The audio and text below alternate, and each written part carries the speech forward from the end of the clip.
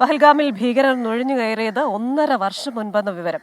സാംബ കത്വ മേഖലയിൽ അതിർത്തി വേലി മുറിച്ചാണ് നുഴഞ്ഞു കയറിയതെന്ന് സൂചന ലഭിക്കുന്നു.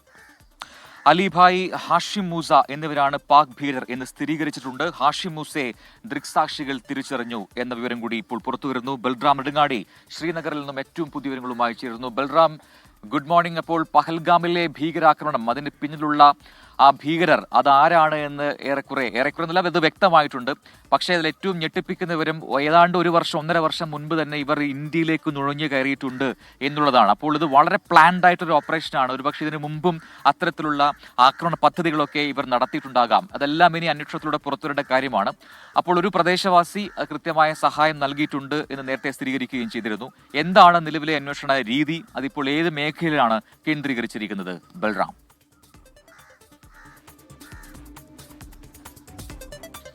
Very good morning Prajin, Christina.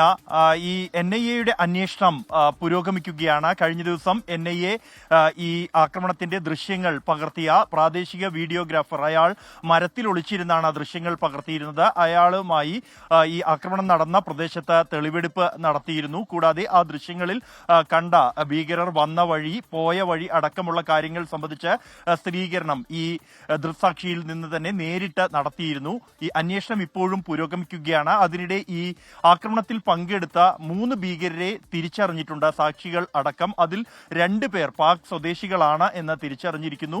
Hashim Musa, Alibhai എന്നീ 2 പേർ പാകിസ്ഥാനിൽ നിന്നും നുഴഞ്ഞു കയറിയവരാണ്.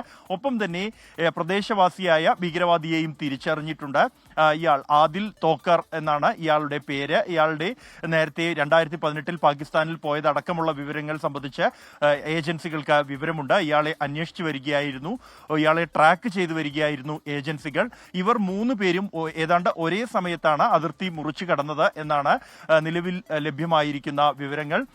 ഈ മേഖല പ്രധാനമായും സാംബ കത്വ മേഖലയിലെ അതിർത്തി വേലി മുറിച്ചാണ് ഭീകരർ നുഴഞ്ഞു കയറിയത് എന്നാണ് സംശയിക്കുന്നത്. ഇവരോടൊപ്പം മറ്റ് ചില ഭീകരരും ഉണ്ടായിരുന്നു എന്നും ജമ്മു കശ്മീരിൽ കഴിഞ്ഞ 1.5 വർഷത്തിനിടെ നടന്ന പല ഭീകരാക്രമണങ്ങളിലും ഇവർക്ക് പങ്കുണ്ട് എന്നുമുള്ള വിവരം ലഭിച്ചിട്ടുണ്ട്. പ്രത്യേകിച്ച് അലിഭായ് ഈ തുരങ്കത്തിലുണ്ടായ ആക്രമണത്തിൽ, സോൻമാർഗ് ടണലിലുണ്ടായ ആക്രമണത്തിൽ പങ്കെടുത്തിരുന്നു ഇയാൾ എന്നത് സംബന്ധിച്ചുള്ള സ്ഥിരീകരണം ഉണ്ട്.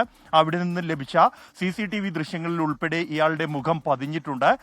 അതുകൊണ്ട് തന്നെ ഏജൻസികൾ ഇയാൾക്ക് വേണ്ടിയുള്ള അന്വേഷണം നടത്തി വരികയായിരുന്നു.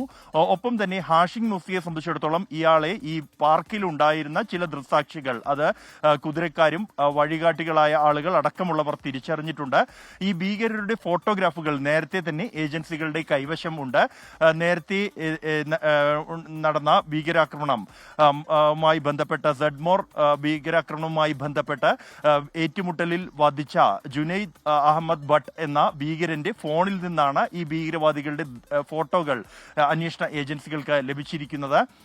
ഈ അതിർത്തി മുറിച്ചു കടന്ന സംഘത്തിൽപ്പെട്ട പലരുടെയും ഫോട്ടോകൾ, അവർ സഞ്ചരിക്കുന്ന വഴിയിലുള്ള നിരവധി ഫോട്ടോകൾ അത്തരത്തിൽ ഇയാൾ ഭട്ട് പകർത്തുകയും അയാളുടെ ഫോണിൽ നിന്നും ആ ഫോട്ടോകൾ ഏജൻസികൾക്ക് ലഭിക്കുകയും ചെയ്തിട്ടുണ്ട്. അതേസമയം ഈ ഭീകരർക്ക് വേണ്ടിയുള്ള തെരച്ചിൽ ഇപ്പോഴും ഊർജിതമായി തന്നെ പുരോഗമിക്കുകയാണ്. അവർ ഇപ്പോൾ ഉള്ള സ്ഥലം, അവർ സഞ്ചരിക്കുന്ന ദിശ എന്നിവ നമുക്ക് അത് സംബന്ധിച്ചുള്ള വിവരങ്ങൾ നൽകാൻ കഴിയില്ല. കാരണം അത് ഈ തെരച്ചിലിനെ ഉൾപ്പെടെ ബാധിക്കുന്ന ഒരു കാര്യമായതിനാലും, കൂടാതെ ഇതുമായി ബന്ധപ്പെട്ട കേന്ദ്ര സർക്കാരിന്റെ മാർഗനിർദ്ദേശം നിലവിലുള്ളതിനാലും, എന്നാൽ ഈ കഴിഞ്ഞ 48 മണിക്കൂർ അധിക ദൂരം ഈ ഭീകരർക്ക് സഞ്ചരിക്കാൻ കഴിഞ്ഞിട്ടില്ല എന്നും തൊട്ടു പിന്നാലെ തന്നെ സുരക്ഷാ സേന ഉണ്ട് എന്നുമാണ് നമുക്ക് സ്ഥിരീകരിക്കാൻ കഴിയുന്ന വിവരം. പ്രത്യേകിച്ച് ഇവരുടെ സഞ്ചാരപാത സംബന്ധിച്ചും ഇവരുടെ നീക്കങ്ങൾ സംബന്ധിച്ചുമുള്ള കൃത്യമായ വിവരങ്ങൾ ഏജൻസികൾക്ക് ലഭിക്കുന്നുണ്ട്. അത് സാങ്കേതികമായ വിവരം, ഒപ്പം തന്നെ ഈ പ്രാദേശികമായ ഗോത്ര വിഭാഗങ്ങളിൽ നിന്നും കൃത്യമായ വിവരം ഏജൻസികൾക്ക് ലഭിക്കുന്നുണ്ട്. പ്രദേശവാസികളുടെ പൂർണ്ണ സഹകരണം ഈ ഓപ്പറേഷനിൽ, അന്വേഷണമായാലും ഒപ്പം തന്നെ ഇവർക്ക് വേണ്ടിയുള്ള തെരച്ചിലായാലും, ഒപ്പം ഇവർക്ക് പ്രാദേശിക സഹായം നൽകുന്ന ഭീകരർക്ക് എതിരായ നടപടി സംബന്ധിച്ചുള്ള കാര്യങ്ങളിലും പ്രദേശവാസികളുടെ സഹകരണം പൂർണ്ണമായും ലഭിക്കുന്നുണ്ട്. സമാനമായി തന്നെയാണ് തെരച്ചിലിനിടെ ഗോത്ര വിഭാഗങ്ങളുടെ പിന്തുണ അന്വേഷണ ഏജൻസികൾക്ക് ലഭിക്കുന്നുണ്ട് എന്നുള്ളത് കാര്യവും ഏറെ നിർണായകമാണ്. പ്രജിൻ, ക്രിസ്റ്റീന. Yes. ബൽറാം നെടുങ്ങാടിയാണ് വാർത്തയുടെ വിശദാംശങ്ങളുമായി ചേർന്നത്. ഇപ്പോൾ പാകിസ്ഥാനിൽ പ്രാദേശികമായി പല പ്രതിഷേധങ്ങളും നടക്കുന്നു എന്ന വാർത്ത കൂടി വരുന്നുണ്ട് പലയിടങ്ങളിൽ നിന്നും. ഈ ഗിൽജിത് ബാൾട്ടിസ്ഥാൻ ഏരിയയിലൊക്കെ സർക്കാരിനെതിരായ പ്രതിഷേധമുണ്ടെന്ന് പറയുന്നു. ചിലർ പറയുന്നു അത് ഇന്ത്യക്കെതിരായ പ്രതിഷേധമാണെന്ന്. അപ്പോൾ എന്തുകൊണ്ടും ഈ സന്ദർഭത്തിൽ ഉയരുന്ന പ്രതിഷേധങ്ങൾ ഏത് വിലയും കൊടുത്ത് അത് അടിച്ചമർത്തണം എന്നുള്ളതാണ് സർക്കാരിന്റെ തീരുമാനമെന്ന റിപ്പോർട്ടുകളും പലയിടങ്ങളിൽ നിന്ന് വരുന്നുണ്ട്. മാത്രമല്ല എനിക്ക് തോന്നുന്നു ഈ പാകിസ്ഥാൻ ഇന്ത്യ എന്തായാലും ഒരു ആക്രമണം നടത്തും എന്ന് ഉറപ്പിച്ചിട്ടുണ്ട്. കഴിഞ്ഞ ദിവസം അത്തരത്തിൽ പാക് മന്ത്രി പ്രതികരണം നടത്തിയതുമാണ്. ആസന്നമായ ഒരു ആക്രമണം നേരിടാൻ സജ്ജമായിരിക്കും. അതുകൊണ്ട് തന്നെ ചില സൈനികാഭ്യാസവും ഒക്കെ ആരംഭിച്ചിട്ടുണ്ട് ഇന്നലെ രാത്രിയോടെ എന്ന വിവരം കൂടി ഇന്നലെ പുറത്തു വന്നിരുന്നു. പാക് വൃത്തങ്ങളൊക്കെ അത്തരം റിപ്പോർട്ടുകൾ നൽകുന്നുമുണ്ട്.